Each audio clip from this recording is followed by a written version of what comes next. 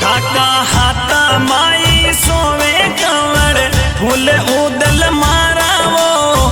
सोवे उदल मारावो केड़े खेड़े आरती उतारा उदल तारी वो तोरे धोरे आरती उतारा उदल तारी वो ताने साडू मां बोलावे बेगा आवो उदल मारावो आवो उदल मारावो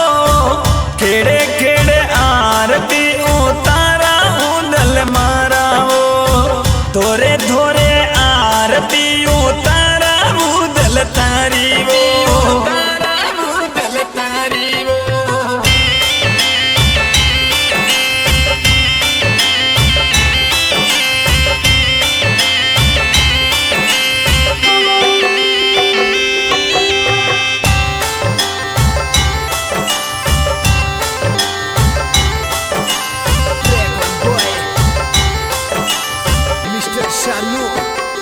वो थाने भोजा जी बोलावे बेगा आवो उदल मारावो आवो उदल मारावो खेड़े खेड़े आरती उतारा देव जी तारी वो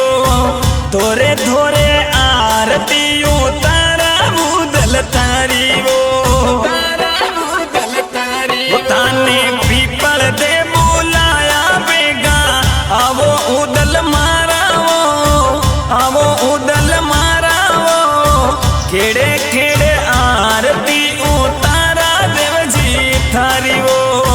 तोरे धोरे आरती उतारा उदल तारी वो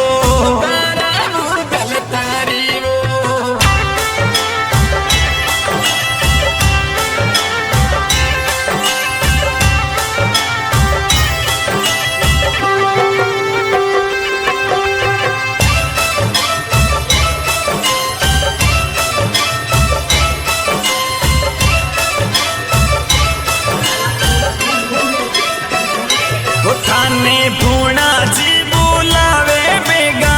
आवो उदल मारावो आवो उदल मारावो खेड़े खेड़े आरती उतारा देव जी थारी वो तोरे धोरे आरती उतारा उदल तारी वो थाने भगती बोलावे बेगा